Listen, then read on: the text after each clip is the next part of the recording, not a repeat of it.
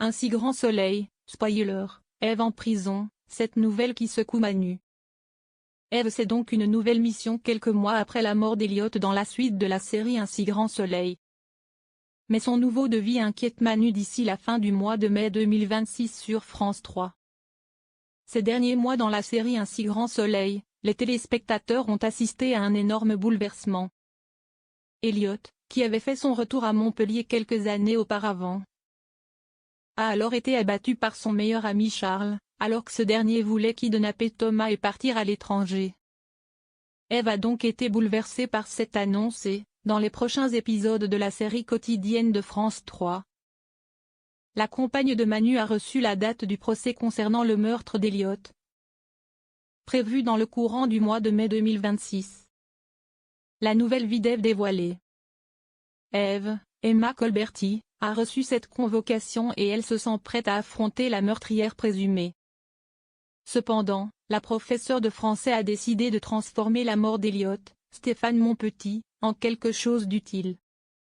Au cours des épisodes diffusés dans le courant du mois d'avril 2026 sur l'antenne de France 3, elle a ainsi choisi de rendre visite aux détenus. Eve est donc en prison, non pas en tant que détenue mais comme simple visiteuse. Elle souhaite même aller plus loin. Déjà professeure au lycée, elle envisage de donner des cours de français en détention. Mais elle doit attendre de savoir si sa candidature est acceptée. Manu inquiet pour sa compagne. Le policier lui fait remarquer qu'elle en fait beaucoup, en plus de ses cours au lycée. Cette décision secoue Manu, Moïse Santamaria, qui demande à sa compagne de se préserver.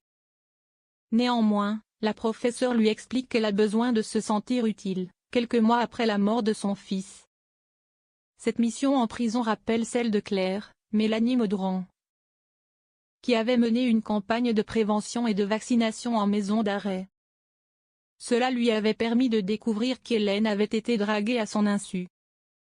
La professeure et l'infirmière se retrouvent en salle des professeurs dans les prochains jours.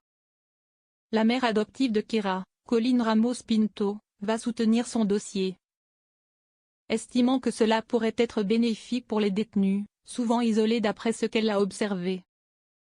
Eve va-t-elle réussir à donner des cours de français en prison?